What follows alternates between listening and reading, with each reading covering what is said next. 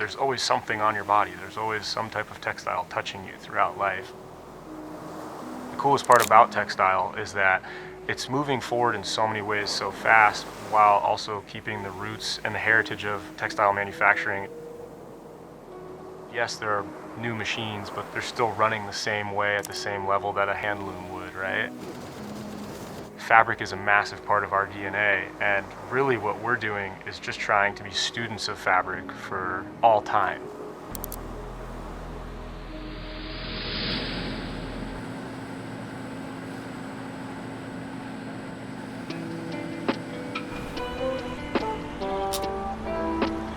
I grew up as kind of an artist, craftsman, athlete. That took me through my younger years and exposed me to some of the best cultures in the world. You know, the water culture that we grew up with in San Diego is pretty unique. So that and skating was just kind of my DNA as a kid. The world of sport is based on perfection. The goal is to be perfect, right? And for me, it actually forced the imperfections out of me in the most beautiful ways. You could say that I was introduced to textiles before I knew it, because my mom was sewing me baby blankets, you know, before I could walk or talk, right? Imagine walking into a room as a little kid and your natural setting is being surrounded by patterns and sewing machines and rolls of fabric. I didn't realize it at the time, but I was seeing an artist at work. When you're making art, you make people feel something or it's not art. As long as they love it or hate it, you made art.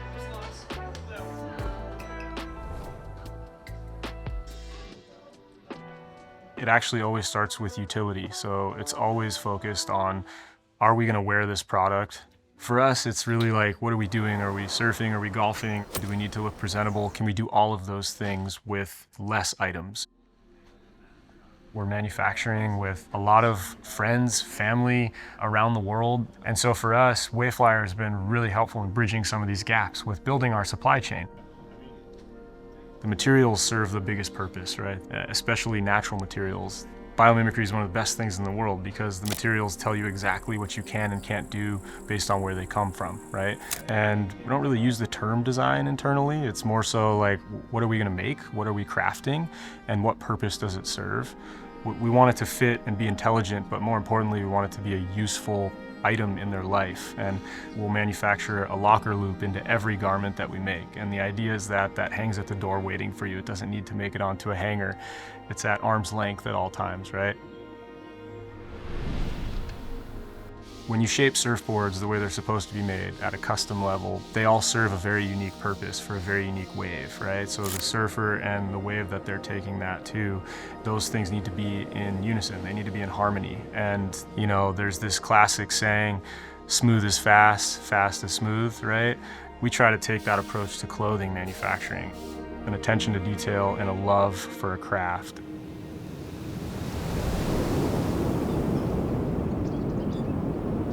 Donegal for me is a cool place. I stumbled into Donegal for the first time when I was 13 or 14 years old and fell in love with it instantly.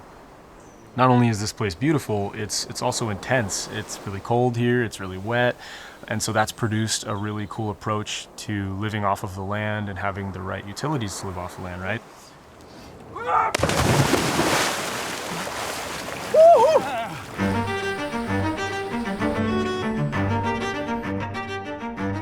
We work with Donegal tweeds at the heart of everything we do with Magee. There's always a Donegal tweed. That herringbone is gorgeous. It's, I think, one of the most refined versions of art coming out of wool at large across the world. It's got to be the most celebrated, the most beautiful, the most recognizable. So we come into the factory now, into the mill. Awesome. And have a wee look. It's a great opportunity for us to work with a company like Magee.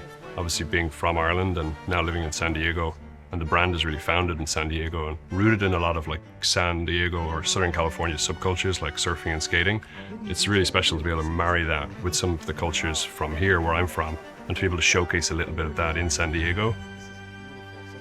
The definition of Donegal is when you have the colourful fleck spun into the yarn and it's woven in a plain weave or a twill. Originally these little flecks would have been impurities within the wool from the coarse carding nature of the construction of Donegal tweeds. Then So this is imperfection expressed. that's This is- correct, this is yeah. the So what expression of it. was an imperfection Now becomes art.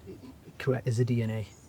And it is synopsis with the Donegal region, where there is heritage, unique skill and know-how going back for centuries in textile weaving and production.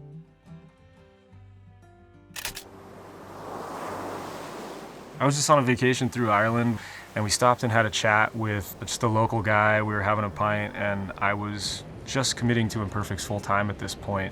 I asked him if he knew of any weaving houses. Like, a museum for me is going to the factory.